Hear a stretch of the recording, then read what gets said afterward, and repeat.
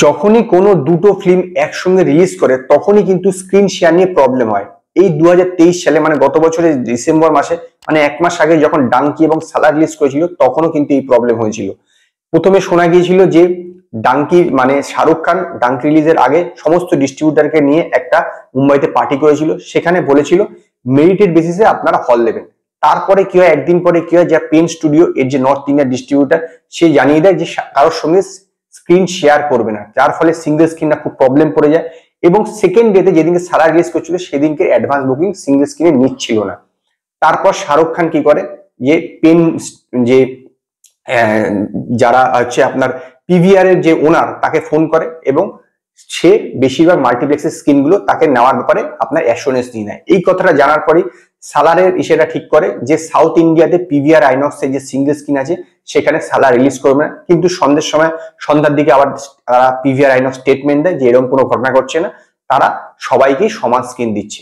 তো এই রকম কিন্তু ঝামেলা আবার কিন্তু দেখা যাচ্ছে আপনার এই জানুয়ারি মাসে, মানে এই মাসে 12 তারিখে, যেটা আপনার তেলেগুতে হচ্ছে হনুমান এবং আপনার মহেশ বাবুর গুন্টুর কারমের সঙ্গে। বিষয়টা খুব খোলসা করে বলা যাক। বিষয়টা হচ্ছে যে নিজামের রাইট নিয়ে, নিজামের যে ডিস্ট্রিবিউশন মানে নিজামের যে থিয়েটার আছে তারটা নিয়ে সমস্যা। নিজামের টোটাল 76 খানা অপারেশনাল থিয়েটার আছে সিঙ্গেল স্ক্রিন। তো গুন্টুর কারমের ডিস্ট্রিবিউটার হচ্ছে আপনার দিলরাজু এবং হনুমানের সিনেমাটার ডিস্ট্রিবিউটার হচ্ছে আপনার মাইত্রা মুভিজ। এরা দুজনের সবসময় টক্কর লেগে থাকে। তো গুন্টুর কারম রিলিজ করছে 12 তারিখ এবং হনুমানও রিলিজ করছে আপনার 12 তারিখ। দুটো সিনেমাই কিন্তু সিঙ্গেল স্ক্রিন নেওয়ার ব্যাপারে খুব মানে টক্কর চলছে। কিন্তু গুন্টুর কারম ইতিমধ্যে 70 খানা থিয়েটার বুক করে ফেলেছে। ভেবে দেখুন, 76টার মধ্যে 70 খানা থিয়েটারই গুন্টুর কারম নিয়ে নিয়েছে। বাকি 6 খানা থিয়েটার রয়েছে হচ্ছে আপনার হনুমানের কাছে। তো গতকালকেই হনুমানের যে প্রডিউসার নিরঞ্জন রেড্ডি তিনি একটা প্রেস মিট করেন, সেখানে তিনি জানান যে মিনিমাম আমাদেরকে কিছু হল তো দেওয়া উচিত, নাহলে কি করে বোঝা যাবে যে আমার সিনেমাটাও ভালো, মানে মানুষ দেখবে কি করে। যদি মাত্র 6 খানা হল দেওয়া হয় তাহলে কি এটা মনে হয় যে মনোপলি হচ্ছে না?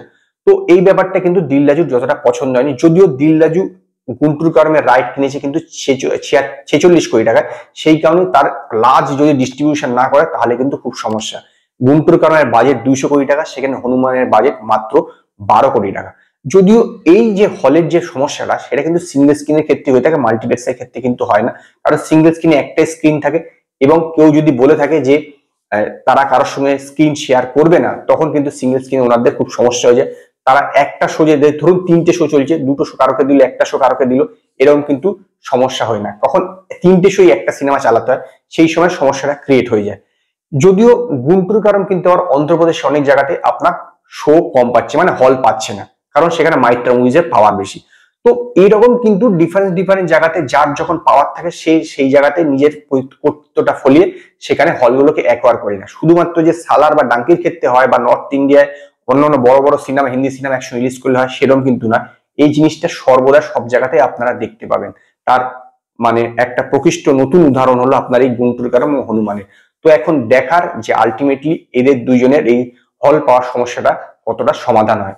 তো আজকে এই পর্যন্তই। যদি আপনাদের এই ভিডিও পছন্দ হয় তো লাইক করুন, কমেন্ট করুন, শেয়ার করুন, আর নতুন আপডেটের জন্য আমার চ্যানেলকে সাবস্ক্রাইব করুন।